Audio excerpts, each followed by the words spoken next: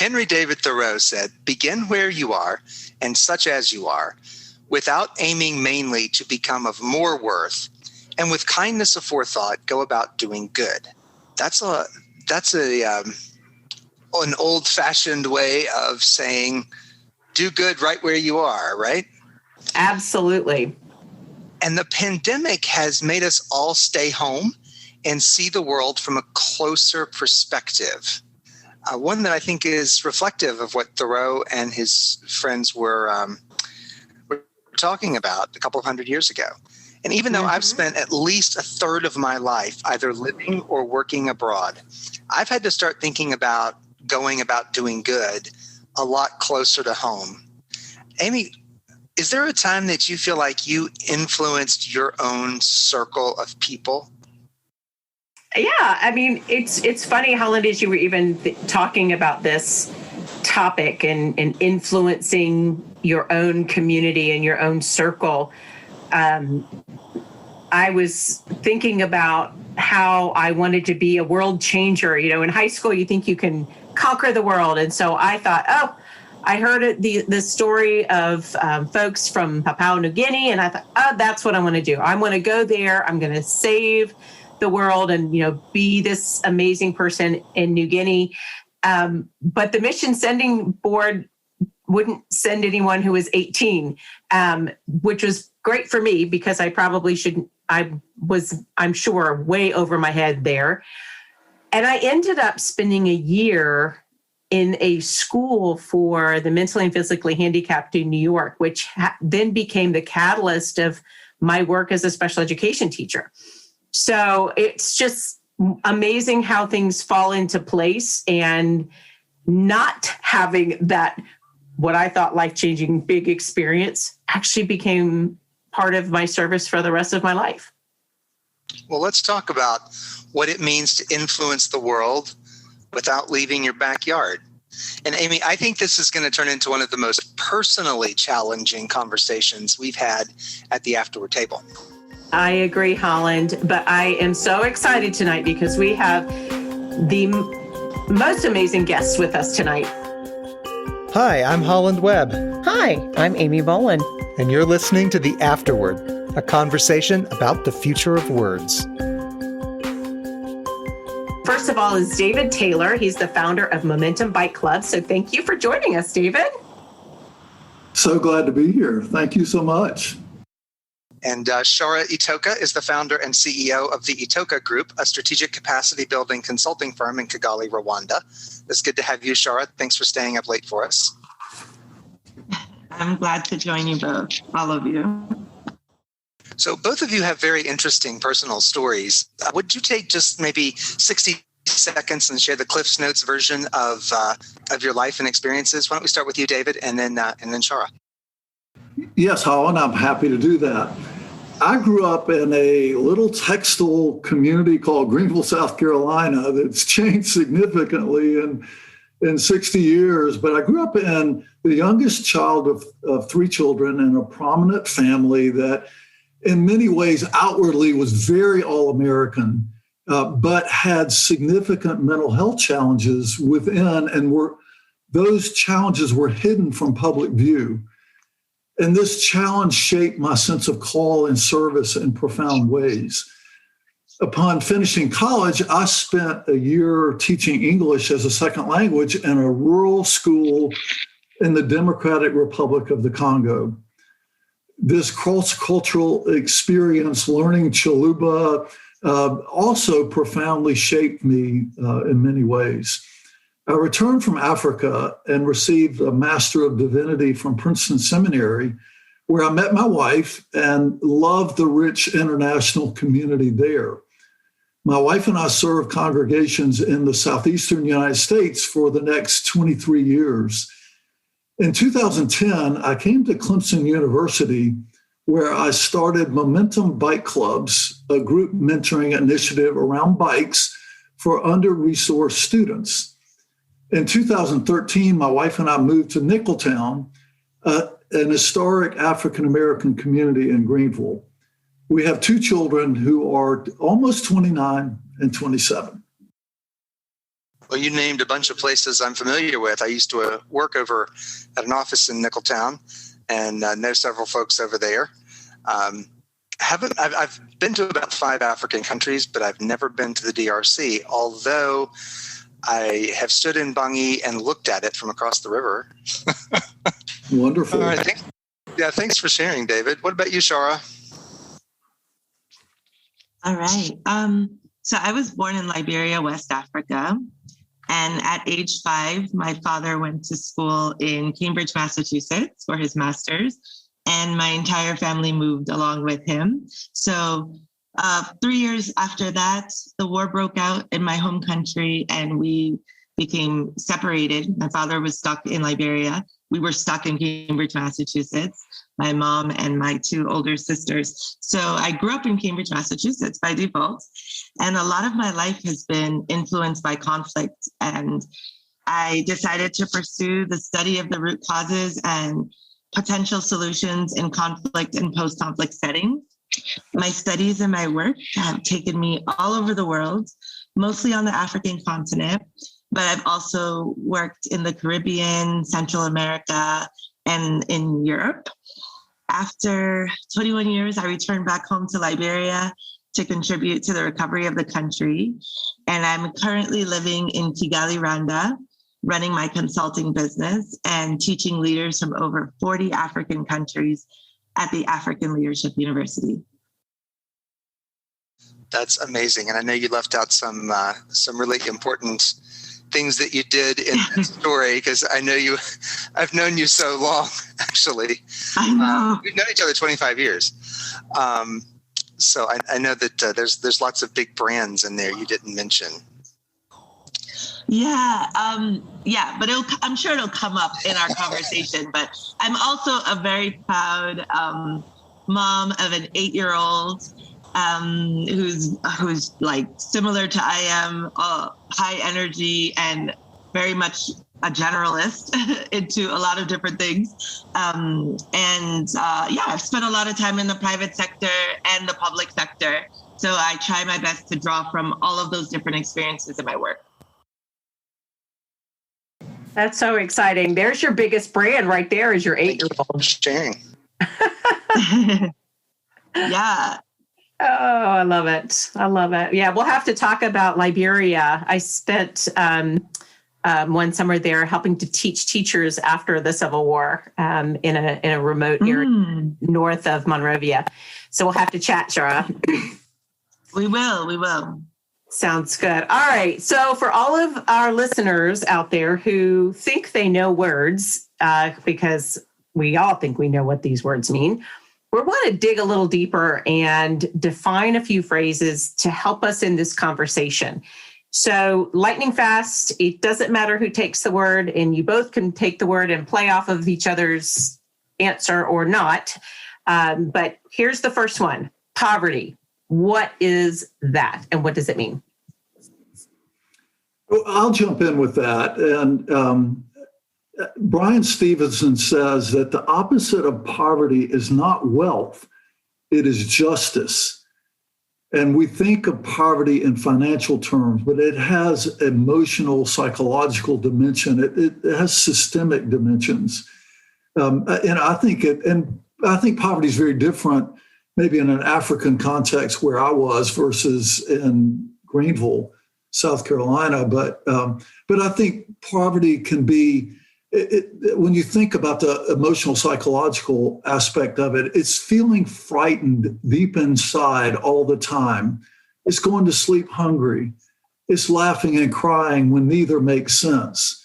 It's not having basic things like toilet paper or a functioning toilet, or having your belongings placed at the street. So those are some of the relational, emotional dynamics. Chara, what would you add to that?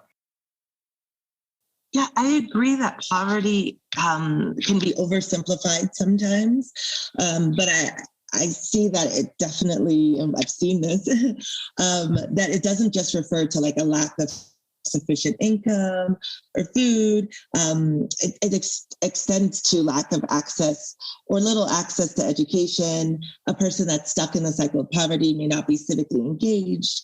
So I like this like broader definition of poverty and the emotional aspects. And there's the mindset, like a poverty mindset is also something that we don't consider oftentimes when we think about poverty. Yeah. So good. Thank you all. How about this one? Community. I mean, we all think we have community. We live in a community, but really, what is it? Yeah. A community to me is a group of people bound together by shared values. Although community oftentimes means just the people that are around you, you don't have to be situated in the same physical location with another person to consider yourself part of a community or a community member. You could also have a shared identity, shared customs, and norms. David, what do you think? Yeah, I learned so much about community in Africa, where the culture is so communally focused.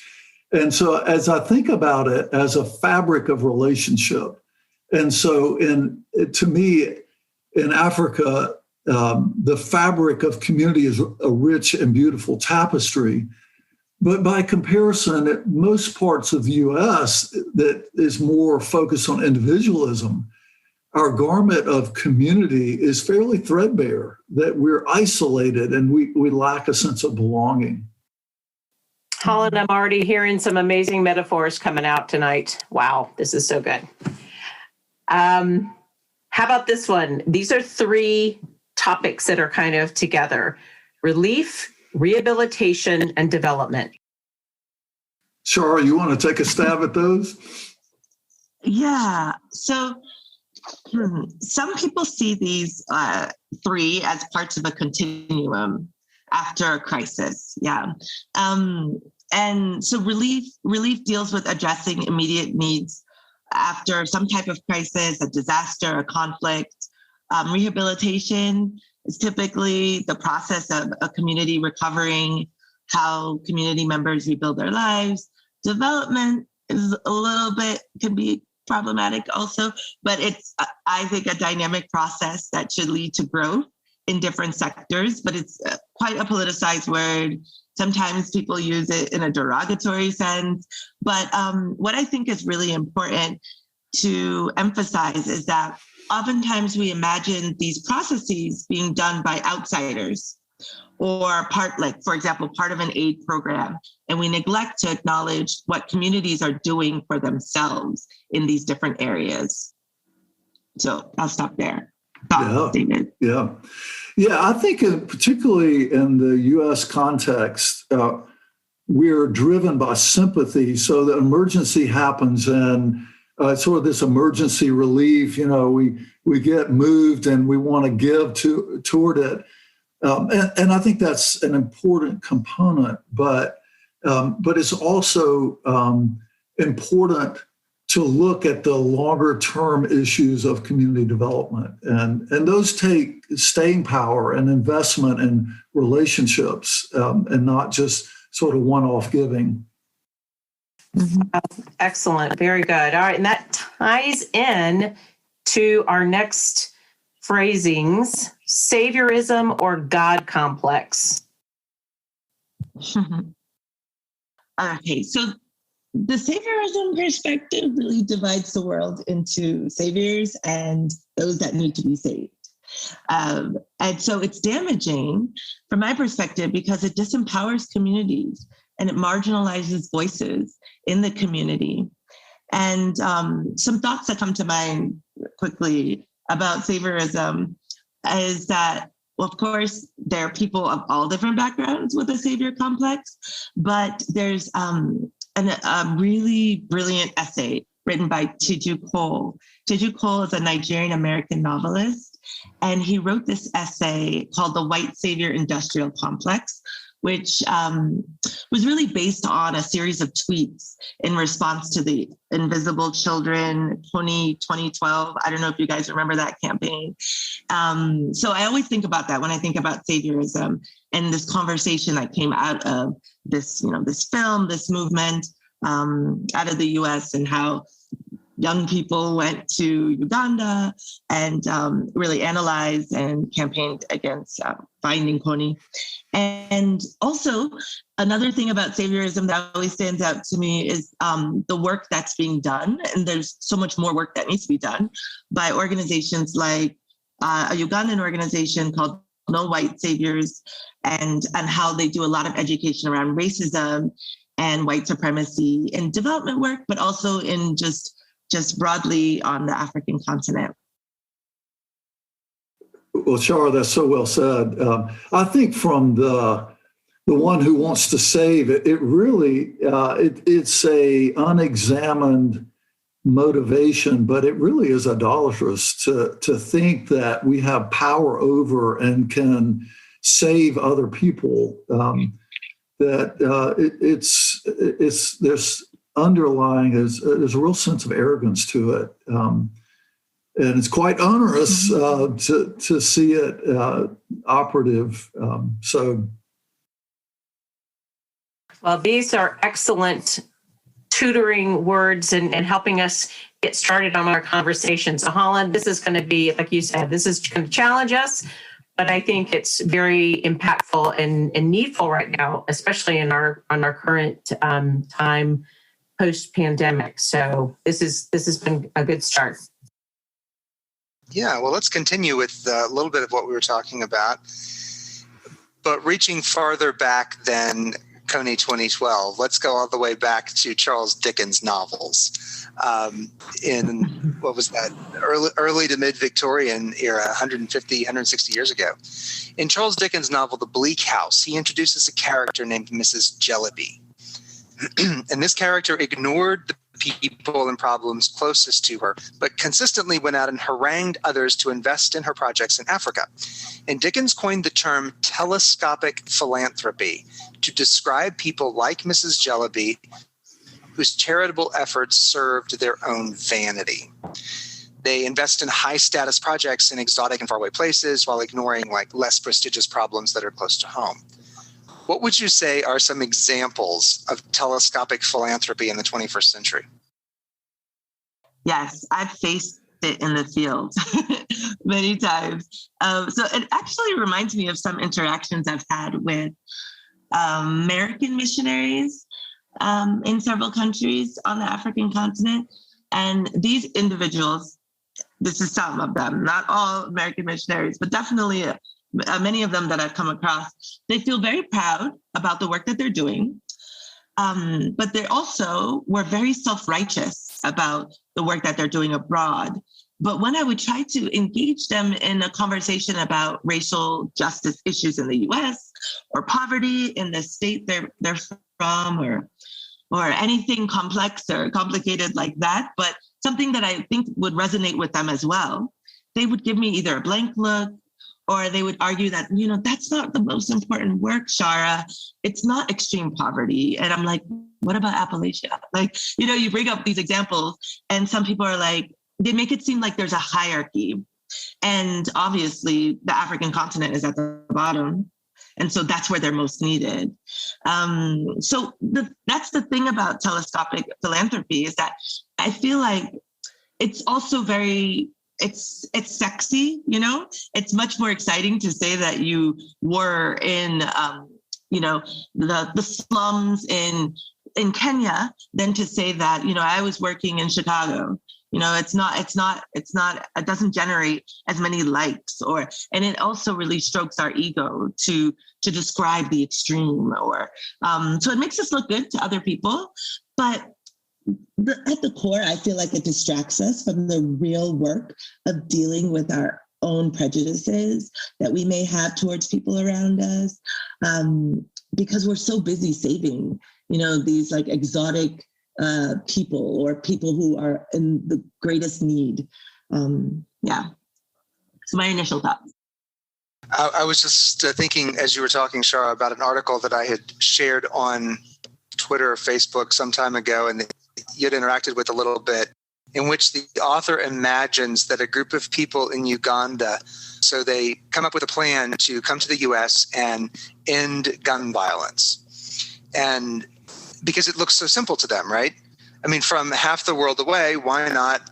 Why can't you just everybody turn their guns in and we'll be done? And without understanding legal issues, gun culture, how many guns there are already out there, and all the other complexities that go into something like that that's created these problems. So, but from half the world away, it looks easy.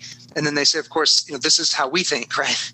From half the world away, it looks easy to solve the problems of Uganda, but when faced with our own issues, something that's closer to home, something that's maybe microscopic, or something that we have to see, we can see right up in our face. We see all those complexities, and we understand how difficult it is to solve social problems. And so that just looks hard, and something far away looks easy. So we reach for what's easy. Mm-hmm. Absolutely. I think the whole mission trip enterprise is an example, and it's a $1 billion industry. Short-term mission trips can be the modern Ms. Jellyby, full of good intentions by the participants, but those participants don't establish sustainable relationships. They don't understand cultural norms or support the local economy. But they come back with a T-shirt and some local artifacts and this experience, and they can check a box that they've had this cross-cultural experience. So if these participants don't have a grasp of the history of colonialism and imperialism, they're in danger that they will perpetuate the legacy of it. Both of you, that's just really well said. And it's tough to hear sometimes, because again, we like to take the plank out of somebody else's eye while we have this, or the speck out of somebody else's eye, we have the plank in ours. So, it becomes blinding. We, like you said, Holland, we grab for what's easy or as Chara said, what's sexy. I love that. It sounds so much more exotic. So let's go out of the negative because we know it's there. And let's talk about some positives because you both have influenced your own circles. And I would love for you, David, to first start us off and then Chara. Tell us your story of throwing that pebble in the pond and watch that impact ripple out. Well, I have a story of a student that I'll call Jamal. And so Jamal was an early student in the very first bike club that I established 11 years ago. And he was a really good, so he's a middle school student. He's a good guy from in Greenville's context, from a very poor family. And so Jamal had a severe overbite. And he was really ashamed of his mouth, his teeth, and his smile. And so he was sort of withdrawn, and he was a real people person, but he had been ridiculed about his teeth and really had a stigma around that. So I approached him and I said, Jamal, I really do like you just the way you are. And I think you are so awesome. I said, but my kids have had braces, and would you like the opportunity to see if an orthodontist can help you? And he said, Mr. David, you have no idea how many nights I have cried myself to sleep wanting braces. So long story short, I take Jamal in and he gets braces, and fast forward, Jamal now has this absolutely $1 million smile. He is outgoing and loves people, and his personality is on full display. He is comfortable in his own skin. Now, to be clear, he's not a college graduate, and by many standards, he's not outwardly successful. but he's finding his way. He is a good human. So that one action allowed Jamal's light to shine in so many places. Oh, that's beautiful. Thank you. How about you, Chara? David, your story resonates with me. I was thinking of also an example connecting with young people. So growing up, so I'm the youngest of three, and I was always the youngest person in my grade. So I'm used to being around people who are older than I am. A lot of my best friends are 10 years older. And I found myself back home in Liberia as well, but really, being part of faculty at a university, surrounded by young people that are so hungry to learn. And I started to embark upon a journey of mentoring early 20-year-olds, mid 20-year-olds. And so my students, I didn't really, I didn't understand how much of an impact they would have on me. And I think sometimes I would underestimate the power of carving out the time, listening, asking questions, sharing a perspective with somebody. It feels like you're just having a conversation, but it's so much more than that. Some major decisions are being made after these exchanges. And I feel like I really benefit as well. My skills are also being sharpened because, as you know, as students, they want to know everything. And I'm a practitioner. So I'm not really an academic. I straddle those worlds, and I've worked at a few institutions. Higher institutions, higher ed, but I really am a practitioner. So I like to really get into what happens on the ground, career advice, all of that. So I really benefited from these kinds of conversations, and I've grown, and I've started to see things with a different lens during these interactions. That's my example. Those are so good and so poignant because, again, you can't throw a pebble in a pond and not get wet yourself, so some of that's going to come back on you and you change as well. I appreciate both ends of the spectrum. Thank you so much. That article that I was talking about earlier was called Stop Trying to Save the World. I don't remember the author's name, but it was published in the New Republic. And the gist of that article was that in international development, we scale up every good idea way, way too fast. He ends the article with this line. When the next great idea comes along, we should all dream a little smaller. What would it mean to dream smaller in a good way? So this is really interesting because one of my favorite quotes from Ellen Johnson Sirleaf, who is the first female president of an African country. She's Liberian. She's someone I really look up to. I worked under her government. I went back home to do that. Her quote is, if your dreams do not scare you, they are not big enough. So that's the first thing that came to my mind as you were talking. But I feel like having great aspirations are not bad. But I also think that this author's perspective is really valuable, especially in international development. Dreaming smaller is good because you're not taking a one-size-fits-all approach to change.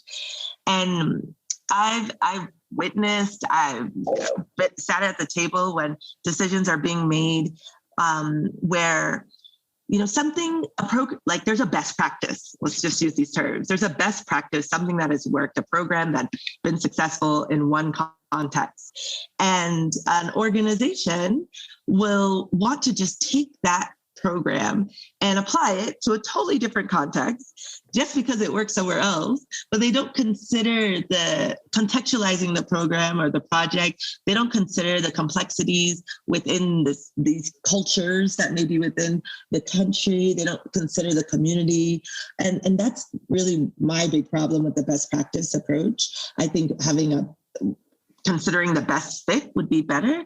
So what would work in rural Kenya may not work in urban Lagos. Nigeria, and oftentimes we expect the same results. So because two places are very different, you're not going to necessarily get the same result. So dreaming smaller to me means listening more, being more flexible, being as participatory as possible in the way that you approach implementing any idea. Chara, so well said. So much wisdom in that. I think dreams of expansion, I think particularly in the American context, are many times about our egos. So I think it is important to dream small, that we can launch projects that are a mile wide and an inch deep and have no depth or staying power. So as an example, in the last year during COVID with the racial justice issue, we have a 400-year history of racial injustice, but the latest manifestation of it, Momentum has started a program called Art Circles, and it's BIPOC students, which is Black, Indigenous people of color, and BIPOC mentors gather in a safe setting to process racial trauma using art as a medium and BIPOC artists gathering in that space. And it's connecting at a very deep level. And it's just meeting such a great need. So it might be replicable, but that doesn't mean it should be. The important thing for us is to stay present with the moment and keep the focus on the students being served.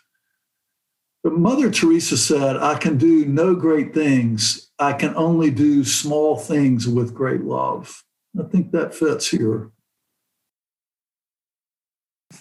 Yeah, those are, I'm just sitting here furiously writing notes. This is such a learning opportunity. Many of us want to have a circle of influence. Many of us want to step into helping. David, you said it very well. When those heartstrings get pulled, we all want to jump into action and do something. We feel like we need to fix something. So as we close out this first episode of our Circle of Influence, what is an essential element that we need to know as we consider the value of working for change right where we are? Chara, I'm going to go with you first, and we'll flip to David. Okay. I would say an essential element is to not center yourself in the story of change. And this is different from the inner work and the self-awareness that I was referring to earlier.